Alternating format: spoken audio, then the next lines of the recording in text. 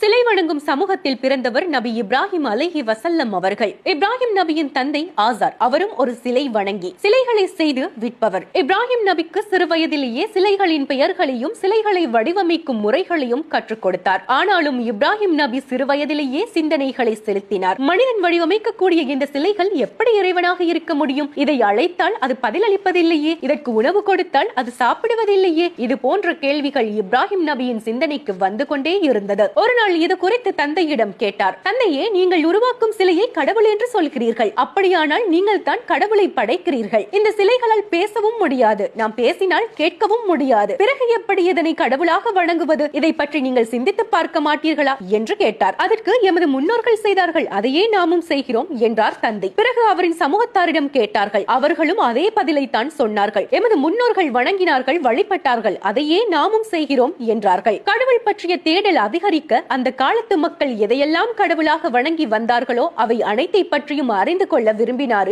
இப்ராஹிம் நபி. அப்போதுதான் இருள் சூழ்ந்த இரவில் மின்னிக் கொண்டிருந்த ஒரு நட்சத்திரத்தை கண்டு இது என் இறைவனாக இருக்குமோ என்று தம் மக்களை கேட்க, அது மறையவே மறையக்கூடியது எப்படி இறைவனாக இருக்க முடியும் என்றார். பிறகு சந்திரனை பார்த்து இது என் இறைவனாக இருக்குமோ என்று கேட்டார். அதுவும் மறையவே, எனது இறைவன் எனக்கு நேரான வழியை அறிவிக்காவிட்டால் வழி தவறிய மக்களில் நானும் ஒருவனாகி விடுவேன் என்று கூறினார். பின்னர் உதயமான பளிச்சிடும் சூரியனை கண்டு இது மிக பெரிதாக இருக்கிறது, இது என் இறைவனாக இருக்குமா என்று கேட்டார். அதுவும் அஸ்தமமாக, இந்த நட்சத்திரம், சந்திரன், சூரியன் அனைத்தையும் யாரோ ஒருவரின் படைப்பு, அவனின் கட்டளைப்படியே இவைகள் இயங்குகின்றன. ஆகவே இவற்றினை இயக்கக்கூடியவன் தான் எமது இறைவன், நாம் அவனுக்கு எதையும் இணை வைக்க கூடாது என்று மக்களை நோக்கி சொன்னார். ஆனாலும் சிலை வணக்கத்தில் மூழ்கி இருந்த அந்த மக்கள் அதனை கேட்பதாக இல்லை. இப்ராஹிம் நபி அவர்கள் கடவுளை தேடுவதில் இறுதி இலக்கை அடைந்த போது இந்த உலகத்தையும் அதில் உள்ளவற்றையும் படைத்து பரிபாலிப்பவன் அல்லாஹ் ஒருவன் மட்டுமே என்று அவர் முடிவுக்கு வந்தார். அல்லாஹ்வும் அவரை நபியாக, தன்னுடைய தூதராக ஏற்றுக்கொண்டான். அன்றிலிருந்து அறியாமையில் இருந்த தம் மக்களை நேர்வழிப்படுத்த பல முயற்சிகளை எடுத்தார். இதனால் தம் சமூகத்தில் கடும் எதிர்ப்பை சந்தித்தார்.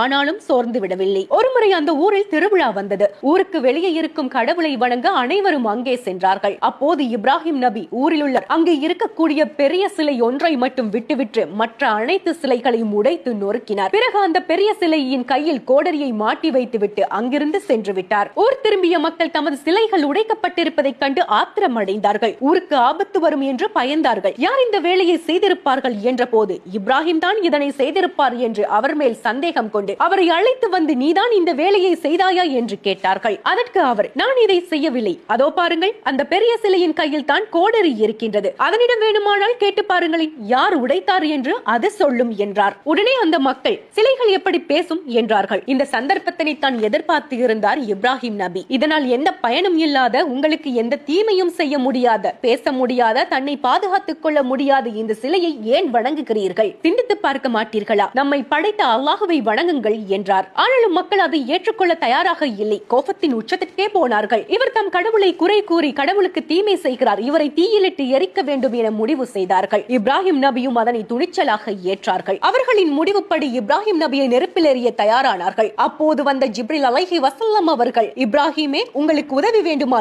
என்று கேட்டார்கள். ஆனால் இப்ராஹிம் நபியோ, எனது இறைவன் போதுமானவன், எனக்கு யாருடைய துணையும் வேண்டாம் என்றார்கள். இப்ராஹிம் நபி அவர்கள் நெருப்பில் எறியப்பட்டார்கள். அல்லாஹ்வின் மீது கொண்ட நம்பிக்கையினால் அந்த நெருப்பு அவர்களை எந்த அளவும் சுட்டு எரிக்கவில்லை. அந்த நெருப்பு இப்ராஹிம் நபிக்கு குளிர்ச்சியாகவும் இதமாகவும் இருந்தது. நெருப்பு முழுக்க எரிந்து முடிந்ததும் சிறிய காயம் கூட இல்லாமல் இப்ராஹிம் நபி எழுந்து நடந்து வந்தார்கள். அதனை பார்த்த மக்களுக்கு அதிர்ச்சியாகவும் ஆச்சரியமாகவும் இருந்தது.